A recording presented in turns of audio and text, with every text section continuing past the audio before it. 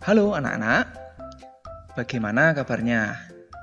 Semoga anak-anak semuanya sehat ya. Pak Guru di sini juga sehat. Baik anak-anak, pada pertemuan ini kita akan melanjutkan materi tentang pengenalan air kita. Nah, di pertemuan ini kita telah sampai di tema ke-8, peristiwa alam. Lalu subtema ketiga, penghujan. Nah, materinya adalah tentang pengenalan aktivitas penyelamatan di air. Nah, anak-anak, Pak Guru akan sampaikan dulu apa saja tujuan pembelajaran kita hari ini. Yang pertama, setelah anak-anak menyimak video ini, diharapkan mampu menjelaskan aktivitas penyelamatan di air dengan benar. Yang kedua, anak-anak mampu mempraktikkan menjaga keselamatan saat melakukan aktivitas air dengan baik. Demikian ya anak-anak untuk tujuan belajarnya. Ketika kita di kolam renang, anak-anak, tentu kita harus memulainya dengan gerakan pemanasan. Gerakan pemanasan ini bisa anak-anak lakukan seperti pada kegiatan-kegiatan pembelajaran PJOK kita ya. Nah, ini sebuah contoh pemanasan. Nah, bisa anak-anak lanjutkan nanti di rumah atau di tempat kolam renang. Tentu kalau anak-anak bersama Pak Guru nanti di kolam renang, akan Pak Guru bantu untuk melakukan gerakan pemanasan. Nah, setelah anak-anak melakukan pemanasan, kita masuk pada kegiatan inti atau kegiatan pembelajaran kita tentang pengenalan air ini, tentang keselamatan di air, yaitu tentang berjalan di pinggir kolam renang. Nah, berjalan di pinggir kolam renang ini merupakan sebuah latihan yang bisa anak-anak lakukan sebagai sebuah upaya atau usaha untuk keselamatan di kolam atau di air ya. Nah, untuk melakukan gerakan berjalan di pinggir kolam renang ini, pertama, anak-anak harus mencari atau memilih kolam yang dangkal atau kolam yang tidak dalam ya, seperti biasa. Dan jangan lupa harus dalam pengawasan Pak Guru atau orang tua.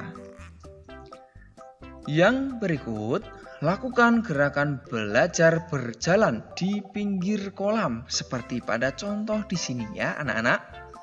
Lalu lakukan sambil berpegangan pada pinggir kolam. Bisa anak-anak lihat di sini ya. Nah, jadi tangannya berpegang pada pinggir kolam, kemudian anak-anak berusaha berjalan. Nah, berjalanlah mengelilingi pinggir kolam seperti ini. Gitu ya anak-anak? Bisa dimengerti ya? Jadi nanti ketika kita praktik di kolam, anak-anak sudah ada gambaran atau sudah paham. Nah, apa saja upaya yang dapat kita lakukan untuk menjaga keselamatan diri saat berenang atau saat berada di dalam air? Nah, anak-anak sekalian, kita bisa lihat dan perhatikan di slide video, upaya menjaga keselamatan diri saat beraktivitas di air. Itu yang pertama, gunakan pelampung. Nah, kita bisa lihat gambarnya, itu berbagai macam pelampung. Ada pelampung yang berbentuk bebek, ada juga pelampung yang dari ban. Nah, kemudian yang kedua, lakukan pemanasan untuk mencegah cedera, seperti tadi yang dilakukan oleh Beni, Udin, dan Edo. Nah, kemudian yang ketiga, berlatih berenang di kolam yang dangkal. Tentunya memang kita harus memperhatikan dan kita harus bermain di kolam yang dangkal. Dan yang keempat, ketika ingin berenang, itu tentunya kita tidak berenang sendiri dan pastikan ada orang yang mengawasi, tentunya teman yang sudah dewasa maupun orang tua kita.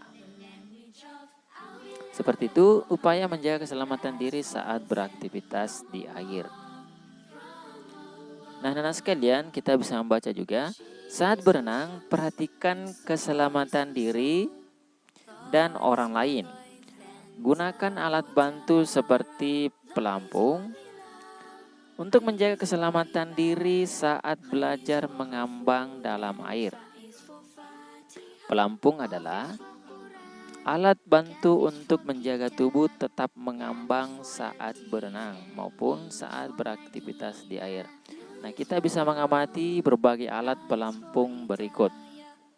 Nah, tentunya kita bisa saja menggunakan salah satu dari berbagai alat pelampung yang ada pada video kali ini. Itu yang pertama, ada namanya ban lengan.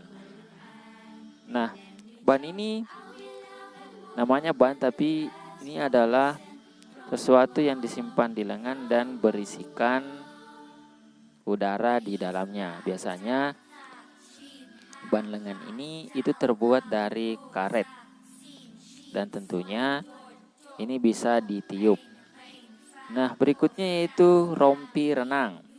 Nah, ini seperti rompi yang kita gunakan dan kita pakai, dan ini juga bisa kita tiup saat ingin menggunakannya.